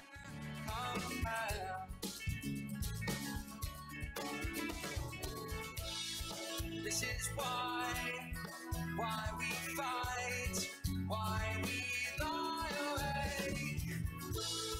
This is why we fight. Finally, radio for the rest of us. Rick Smith. I'm Rick Smith, and this is Labor History in 2. On this day in labor history, the year was 1875.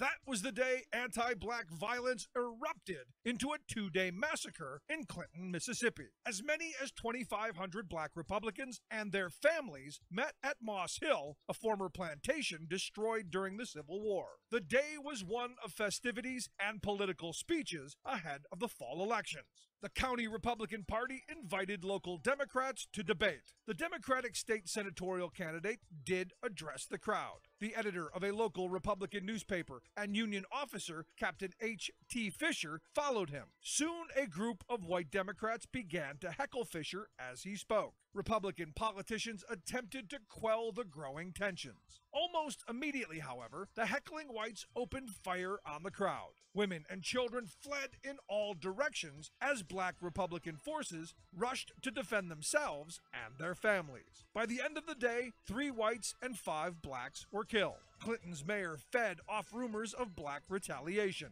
He called upon white paramilitary forces, the Whiteliners, from surrounding areas for assistance. Several hundred answered the call and filled the town's streets. Historian Melissa Janczewski-Jones notes that though heavily armed, the Whiteliners accompanied white locals as they rampaged door to door looking for black Republicans to murder. After 2 days, as many as 50 black Clintonians were killed by white Democrats looking to end Reconstruction and regain political control of Mississippi. A Senate committee would later conclude, quote, "The riots at Clinton were part of a special purpose on the part of the Democrats to break up the meetings of Republicans and inaugurate an era of terror, not only in those communities, but throughout the state." Like what you hear? Check out more at laborhistoryin2.com.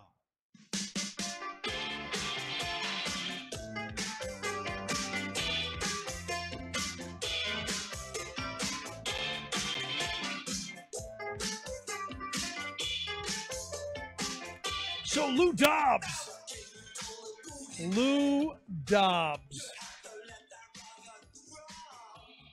He said this Nike endorsing the Kaepernick message, which is that police brutality exists in wanton measure across the country. And it emphatically does not, he says. It is a disgrace to me that anyone would give that message credence. That's white privilege right there. And look, I'm not one who generally throws that out.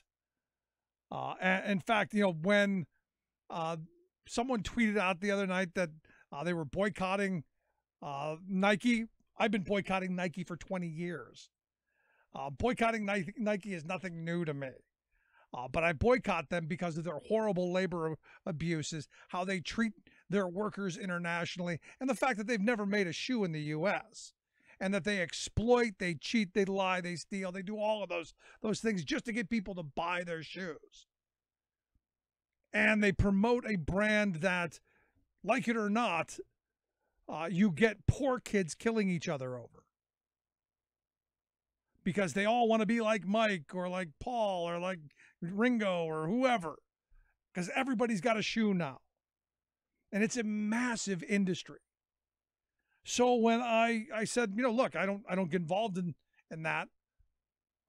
And the fact of the matter is, don't give Nike any credit for what Kaepernick has accomplished.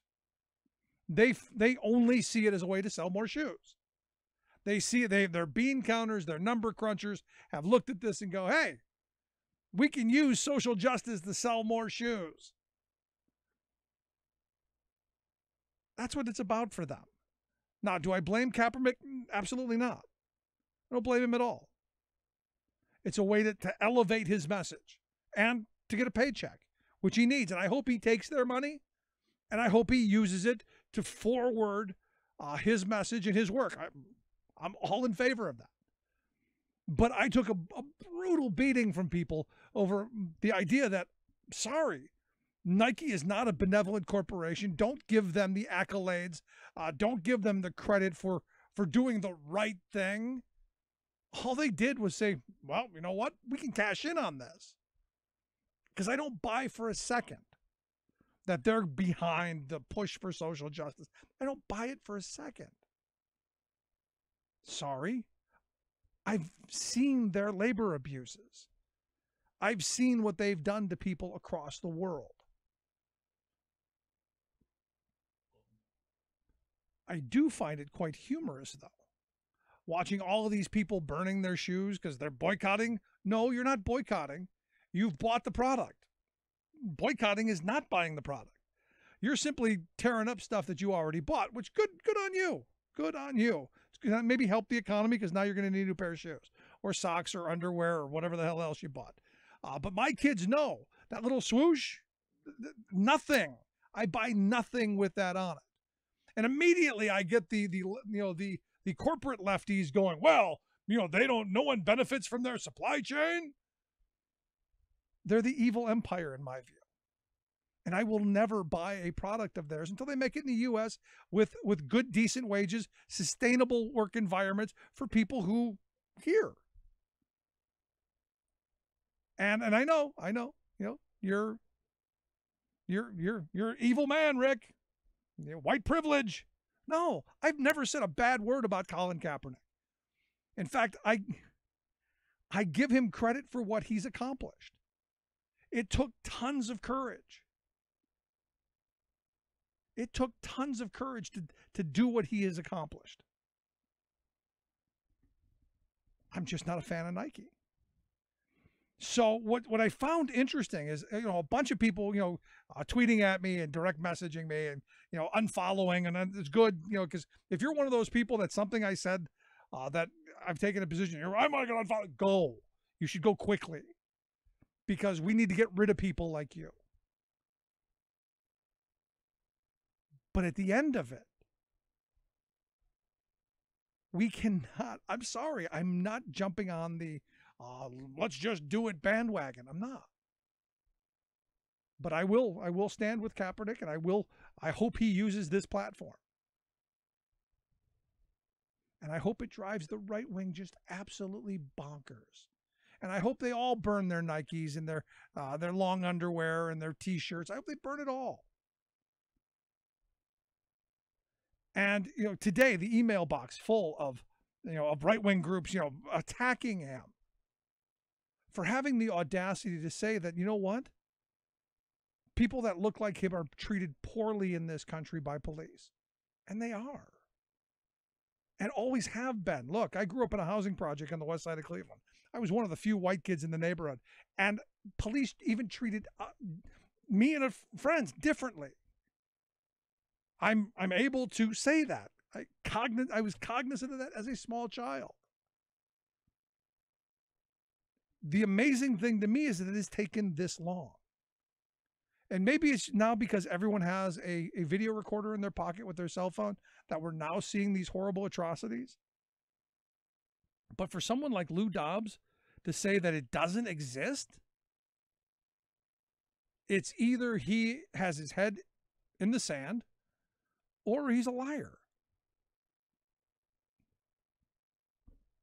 You decide. Which side of that do you find it on? I'd love to hear your thoughts. Tell me, you think I'm wrong? Look, you can tell me I'm wrong, but I'm still not supporting Nike. But I'd love to hear your thoughts. Email me, rick@thericksmithshow.com. Gonna take a quick break. Right back. Stick around. Listen to The Rick Smith Show.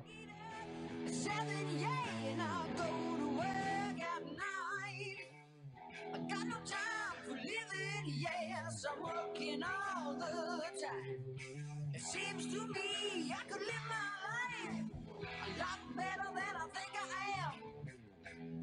I guess that's why they call me the working man. Making the blue blood see red. The Rick Smith Show. Torrential rain has been relentless for nearly 5 days, dousing the Big Island with more than 51 inches. Hawaii dodges a direct hit from record-breaking Hurricane Lane, but receives a warning about global warming. Australia's Conservative Prime Minister ousted over climate policies. Plus, facts of global warming demand our urgent attention, especially in Washington. The complicated climate legacy of Senator John McCain. All of those complications and more straight ahead. From BradBlog.com, I'm Brad Friedman. And I'm Desi Doyen. Stand by for 6 minutes of independent green news, politics, analysis, and snarky comment. In the years ahead, we're likely to see reduced water supplies, more forest fires, changes in crop production, more heat waves, and a greater intensity in storms. Wow, John McCain, 10 years ago. Too bad his colleagues didn't pay attention. This is your Green News Report.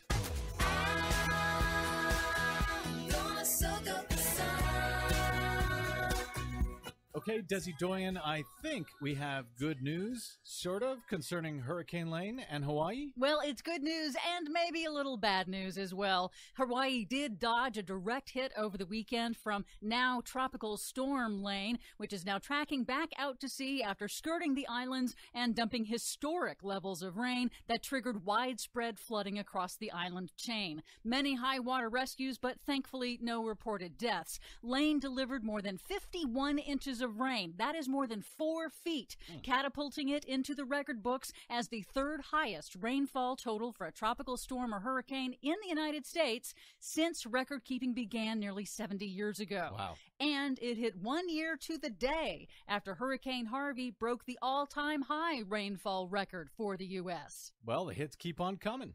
Yes, having 2 of the top 3 all-time most extreme rainstorms from hurricanes occurring in just the past 2 years is consistent with what scientists expect from a warming climate. Hurricane Lane also brought a warning for Hawaii. Lane was only the second Category 5 storm in recorded history to pass so near to the state, but a recent study from MIT and the University of Colorado Boulder projects that due to global warming increasing ocean temperatures, the most intense tropical storms near Hawaii are now predicted to increase in frequency by about 15% per decade.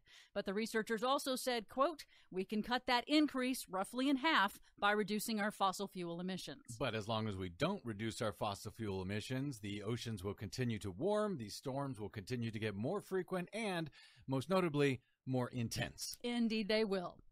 Reducing emissions will not be happening anytime soon in Australia. Sorry, mate. That's the world's biggest coal exporter. Conservative Australian Prime Minister Malcolm Turnbull was ousted from office on Friday by his right-wing climate science denier members of his own party after he attempted to set modest targets for reducing the nation's carbon emissions. Well, that'll teach him. Former Liberal Australian Prime Minister Kevin Rudd, in a scathing editorial in the Sydney Morning Herald, however, also blamed Australian media, specifically Rupert Murdoch, owner of Sky News in the UK and Australia and Fox News Channel here in the US. He accused Rupert Murdoch of using his control of Australian media to drum Turnbull out of office and block any action on climate change, calling Murdoch, quote, "a cancer eating at the heart of Australian democracy." So it's not just Americans being played for suckers by Rupert Murdoch. Nope.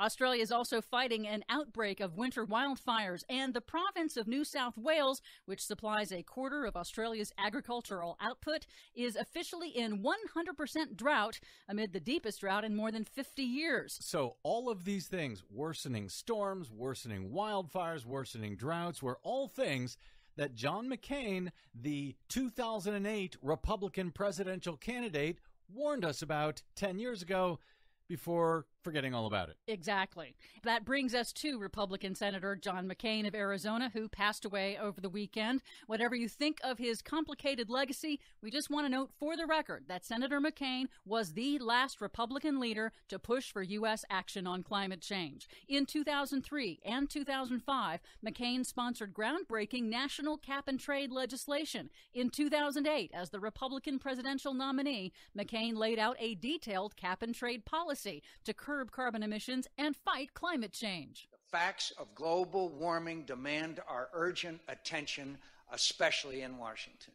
Good stewardship, prudence, and simple common sense demand that we act to meet the challenge and act quickly. However, after he lost the 2008 election to President Barack Obama, McCain abandoned his climate leadership role and in 2010 refused to support new cap-and-trade climate legislation in the Senate. So, literally, 2008 was the last time the Republican Party supported any real action to curb climate change. Even John McCain's vice presidential nominee, Sarah Palin, wanted to do something about climate change as well. How quickly things change. Those were the days. For much more on all of these stories and the ones we couldn't get to, please check out our website at greennews.bradblog.com. I'm Brad Friedman. And I'm Desi Doyen. And this has been your Green News Report. Those were the days, my friend. We thought they'd never end. We'd sing and dance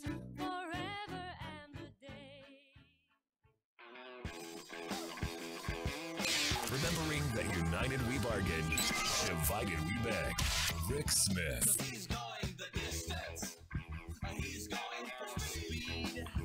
So the big news over the weekend, John McCain's funeral, was George Bush evidently slipped a piece of candy to Michelle Obama, and the world went crazy. Yeah, again, even simple acts of common decency, not tolerated. Also, Ivanka and Jared didn't get VIP seats. Very angry indeed. Just crazy. And I'll tell you, I've taken a lot of flack from people who, look, I wasn't a huge John McCain fan. I didn't vote for him in 2008. I do think he is a patriot. I think he's someone who served his country with great honor and esteem. Didn't agree with him politically, but the man passed on. Can we let go of the anger just for a little bit? I don't know. Here to share some thoughts, our good friend Red T Raccoon, a veteran, also one of my favorite Twitter commentators. Red, thanks for taking time for us. No, thanks for having me. So, you had the big shindig this weekend, both in Arizona and in Washington. You had all of the pomp and circumstance. Too much, you think? No, I don't think so. I mean, I'm trying to go back, and I was thinking before we got on, just the last time we saw something like that, and I'm a little bit younger, but I mean, the last thing I think of is Reagan, as far as just that type of funeral service. And I think exactly what you said before. I don't agree with John McCain politically on most things. There are some things I actually do agree with him, and that he did have some good policies back in the day prior to 2008. But the sheer respect that I have for him as a senator, and definitely as a veteran, just what he went through as a prisoner of war in Vietnam. As a man, I have the utmost respect for him. I never questioned his patriotism. And I think that's what the nation was doing as a whole this weekend, was celebrating his life and, what he did sacrifice in order to go and try to make this country a better place. No, I mean, if there's anything you can do is not question his patriotism. I mean, we've become a country that is so polarized, so divided that, just knee-jerk reaction. He was on the other side, so we have to attack and hate and demonize and all of that, without being able just to say, you know what? He served his country with distinction and honor. We recognize his patriotism, and we grieve for his family. I don't know that that's a hard thing to do. No, and I said this previously on my Twitter account. John actually gave us a gift with his death and his funeral service by allowing us to go and come together. The speakers, having Obama, having George W. Bush, having Lieberman speak at his service, allowed all of us as a country to go and kind of put politics aside, hopefully, for at least a few hours, and come together as a nation and just celebrate the man and kind of celebrate, the nation that he loved so much.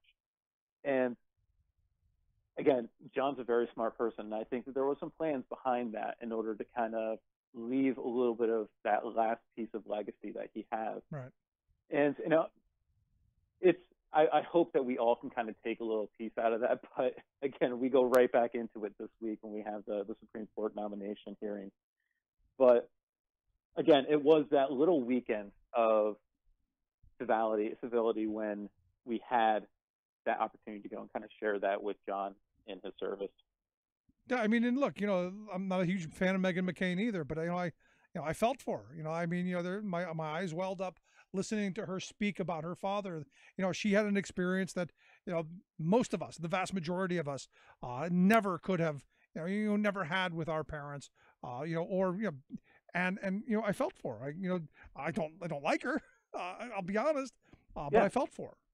Yeah, and to be honest too, again, she's a very complicated person, and I'm not a huge fan of her either. But we can all sympathize with her being a daughter who just lost a father.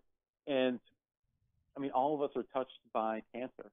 And again, it was a way for us to put those politics aside and kind of take a look at somebody without that big umbrella of politics out there. These are humans. These are, she has her opinions, she has her politics, she has her show, but at the end of the day, she's a daughter that just lost a father. And I'm glad that a lot of people kind of came behind the family as a whole and supported them throughout this. Now, Again, what do you say? Oh, go ahead. No, what do you say to the person who says, because you just said, for a minute we didn't, everything was, not so political, but what do you say to the person who says, Red, that, they didn't invite the president of the United States. In fact, Donald was actually golfing at the time. What do you say that was, that was highly political and calculated by John McCain? Yeah, I understand that. And again, John's a tough person, just knowing just his history and everything like that. And I do think that there was a little bit of a kind of jab in there at the end. But to be honest, too, I mean, do we really think that Trump really wanted to be there? And making it about him is one of his MOs. And to be honest, I think everyone was glad that a little bit for this weekend, again, we had a window of time where it wasn't about Trump. And of course, Ivanka and Jared made it a little bit about themselves afterwards. But again, that's just the Trump family way. It has to be about them, and it can't be about anybody else in these moments. Now, were you surprised by the commentary that they're upset that they didn't get VIP seating?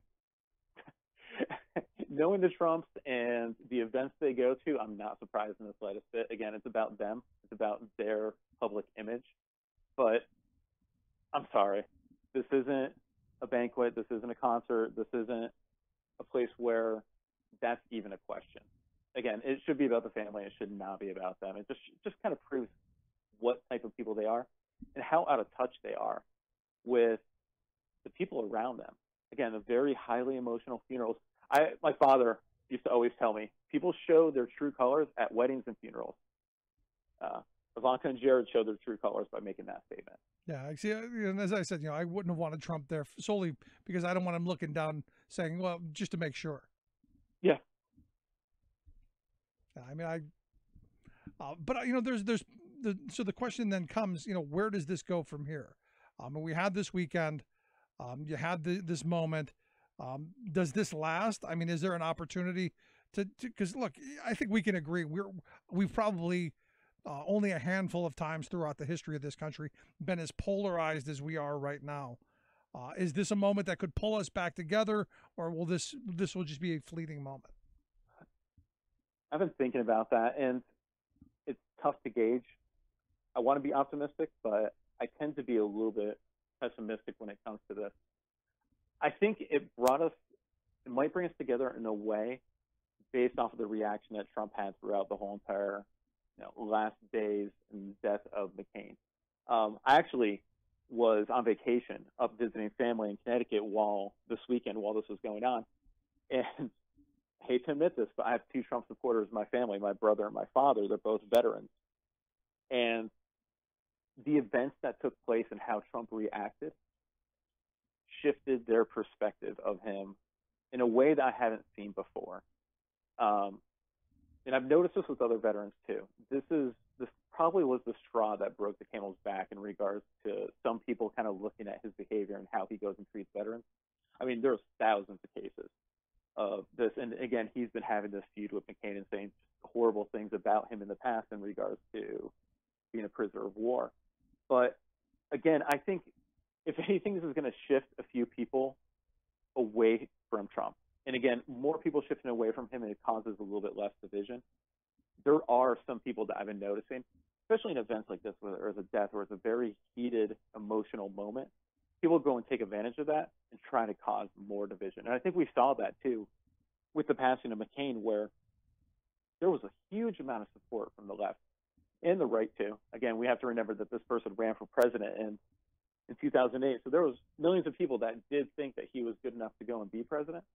But then there was this extreme group that almost was just like visceral in some of the statements that they were making with him in his passing. it does cause division, but it also opens up to the eyes of people who now may not have seen that division in the past and can clearly see it and see what these people are doing as far as trying to go and create a division within us. No, I mean, and that's the hope. I mean, because look, I watched President Obama's speech, and for that moment, I'm pining for the day where when national tragedy happens, when horrible things happen, there's someone who's at least lucid, sane, rational, and there with comforting words, as opposed to what we have, which is, well, off the deep end, and only using the most inflammatory language possible and making it about himself. I mean, it's just a completely different environment. Yeah, and my wife and I were listening to the Obama speech, and we really say this every single time that we hear somebody like Obama speak, or even the viral video of O'Rourke giving his speech too. We've been a year and a half without listening to a leader, somebody who actually can go and bring a country together, can speak to all the Americans that they represent, and we just don't have that right now. It's good, and I think that's what a lot of people kind of look back at this weekend too. Is we're not that lost. I mean, we've been lost for about 2 years now, but there is that America that's out there. Yeah. And I mean, you're joking in regards to even just passing the candy from George Bush to Michelle Obama. We're so desperate for those little acts of kindness. Just bridging that gap between the two of them. And believe me, George Bush is not one of my favorite people either, being sent to war under his command. But again, it's just these little things. And hopefully, I was hoping that this McCain thing would be a big thing too. But unfortunately, just having the Kavanaugh nomination hearings come immediately afterwards, it's really tough for that to. We didn't have any window to kind of look back and say, hey, you know what? Maybe we should repair this country. No, I mean, look, you're absolutely right, and not just the Kavanaugh hearings. The thing on Labor Day with Nike and Kaepernick. I mean, you couldn't come up with something more divisive than that on the heels of the funeral. I just don't think you could have come up with anything. Even if you were to sit down and script it out, I don't think you could have come up with anything more divisive. Oh no, and I mean, especially just with such a hot button issue that encompasses everything. It's strange just because it's such a niche kind of topic when you talk about football, but it encompasses everything that we're seeing in the United States, and that's why it's so passionate. You're right; it just came right on the heels of this, and we've been seeing that almost every single day. It's we're not even a 24-hour news cycle. It's almost like a 4-hour news cycle where there's another thing that comes up that just divides us even more and more. So then I ask the question, because I come back to the question of, is this the mastery that is Trump? Is this, Fox News and an incredible echo chamber that the right wing has built and invested in? Or is it just our short attention spans? I tend to lean towards, all this stuff is, this is political theater. This stuff is scripted. It plays out specifically to keep us at each other's throats. Yeah, and I mean, it's a little bit of both. It's that perfect storm of short attention spans, divisive issues that never really were resolved within the United States, those echo chambers, you're right, that keep on reinforcing the message. And then you have outside sources too, which are continuously throwing grenades right into the mix of our political system with hackers, trolls, social media as a whole. As Americans, we're very passionate. And I think what's happening is that politicians within our government, bad actors within our country, and then bad actors outside the United States just know they can go and kind of push these buttons. And the way that we've set ourselves up with these bubbles is just reaction, reaction, reaction. And when you're constantly reacting, you're not critically thinking and taking a step back and taking a look at the bigger picture. and I've been preaching this for a while lately as far as Twitter is concerned, is taking a look at the messaging that people are putting out, stopping for a second, removing all those emotions that that message is putting out there, and then thinking to yourself, why is this person putting this message out there in the first place? Thurgood Marshall was a perfect example this week. It was a simple story about, this day in history, and when he was nominated as far as the Supreme Court justice is concerned, or when he was sworn in. It turned into this racial divisive issue, and it shouldn't have been. Again, I don't know if you ever see this, this day in history, this happened. A simple story got turned into a race issue going back to the 60s. And again, I think it's just these people, either Americans, I know there's a lot of them, outside sources, and we always say the Russians, that are just constantly adding fuel to this harmony that we have within the United States. And again, we had that little window of reprieve with John McCain.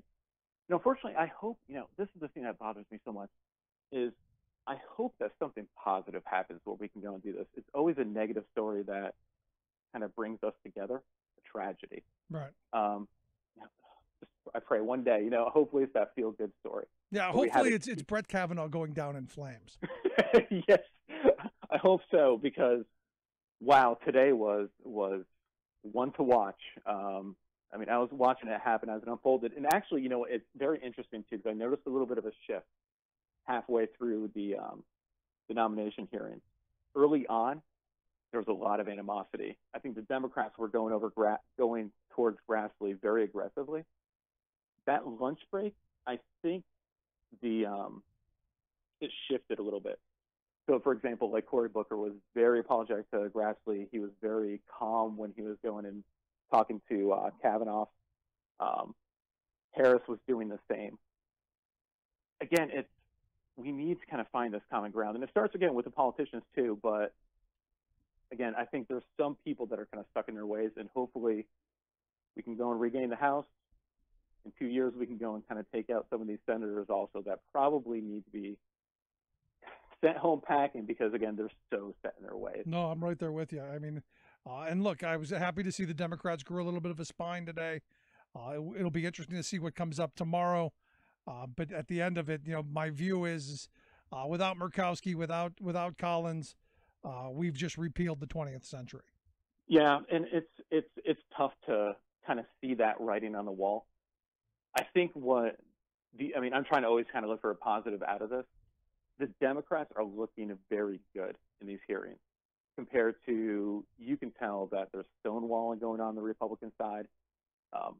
Graham is kind of joking his way through his opening statements, whereas the Democrats are bringing up very valid issues, and they keep on going back to the point where they're caring about the American people. The reason why we want this process to go through the right way, to be able to go and look at all the documents, is to ensure that we're going and protecting ourselves for decades.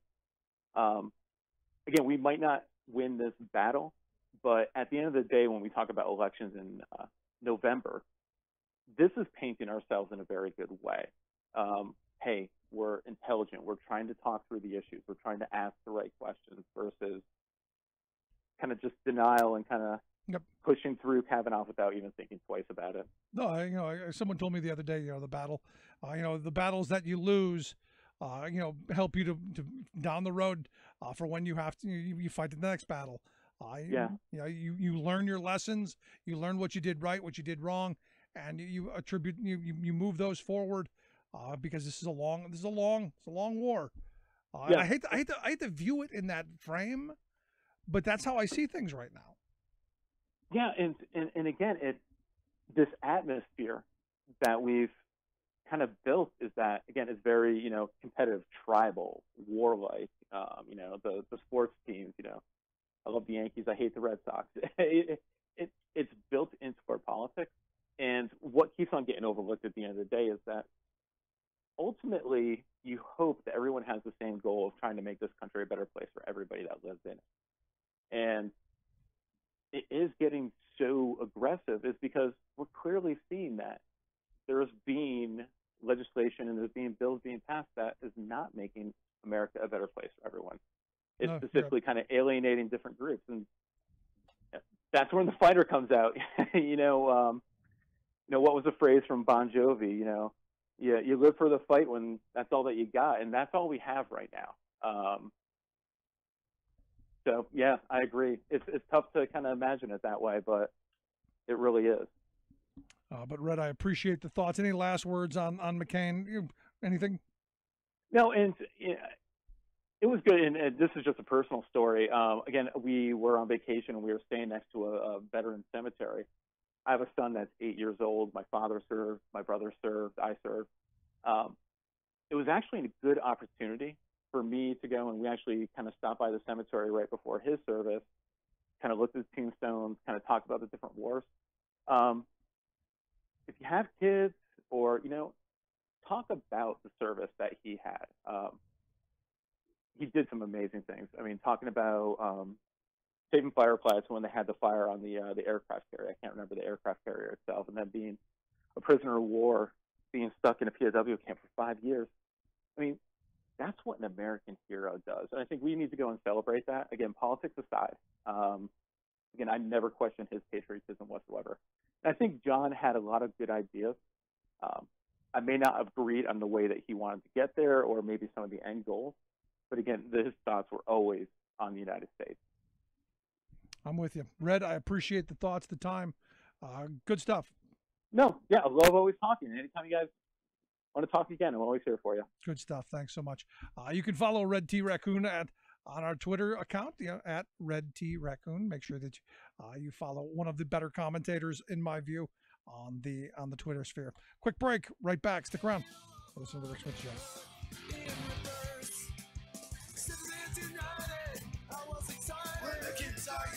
They can never be defined as yesterday.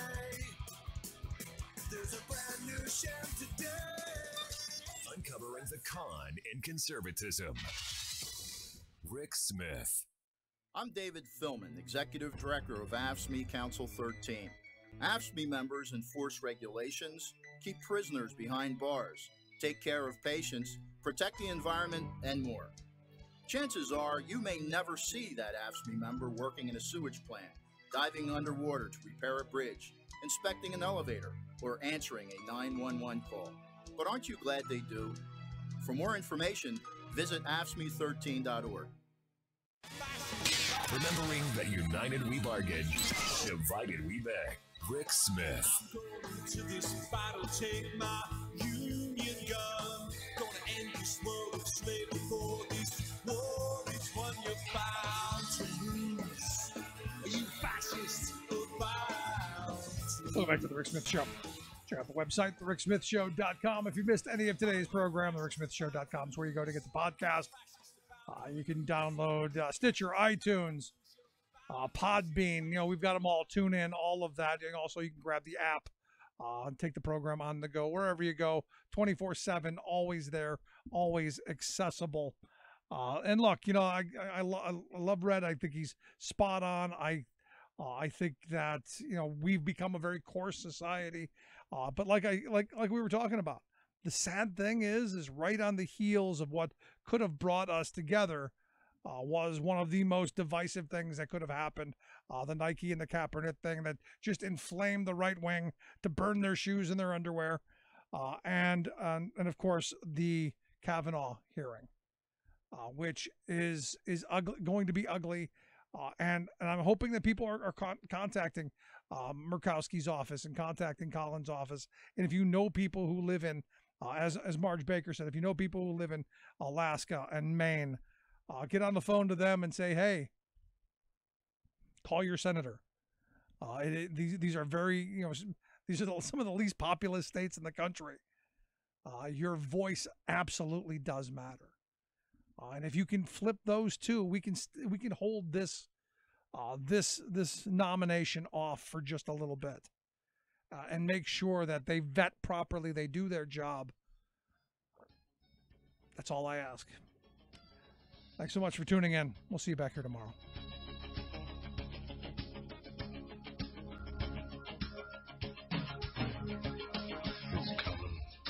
You've been listening to The Rick Smith Show. Together, we can make America better. Email Rick at the